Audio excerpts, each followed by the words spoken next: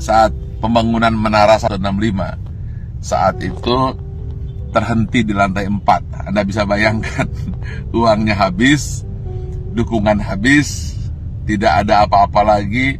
Saat itu orang-orang sudah mengatakan, lihat, Ari Ginanjar gila, Ari Ginanjar tidak akan berhasil. Kemudian mulai orang-orang menasehati saya. Sudah saya bilang, dulu harusnya kamu jangan buat itu, sekarang lihat. Dan kemudian teman-teman saya menjauh. Jangan dengan teman, bayangan pun lari untuk menjauh. Karena kalau dekat dengan saya akan sharing dan saya akan minta bantuan. Sehingga banyak sekali alumni SQ yang ketakutan dan pergi menjauh dan tidak mau membantu saat itu. Lalu tiba-tiba bapak saya bilang, dia manggil saya A, coba sekarang lakukan ini. Apa itu? Saya tanya.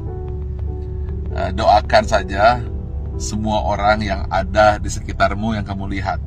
Tukang bakso, supir bis, tukang sayur, orang-orang miskin, orang-orang susah. Siapa saja yang kamu lihat, kamu doakan. Lalu saya mulailah, saya doakan. Saya tidak peduli. Pokoknya melihat orang saya doakan. Kalau melihat orang gemuk, saya doakan kurus. Yang kurus saya doakan gemuk. Orang yang miskin saya doakan jadi kaya. Orang yang kaya saya doakan jadi sejahtera. Orang yang sakit saya doakan sembuh. Pokoknya ngelihat apa saja saya doakan. Bahkan kucing lewat pun saya doakan dapat makan.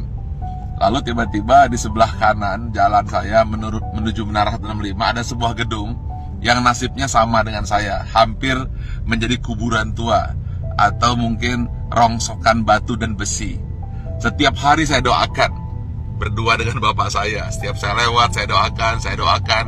Believe it or not, setelah 2 tahun, tiba-tiba ada satu orang mulai bersih-bersih.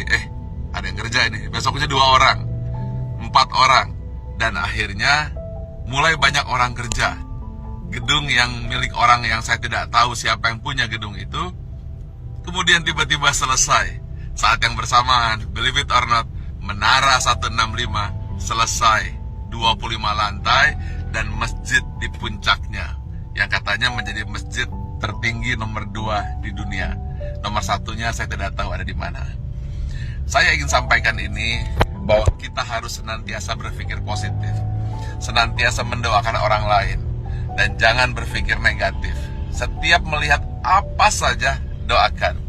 Atau ketika melihat orang berdoa, aminkan.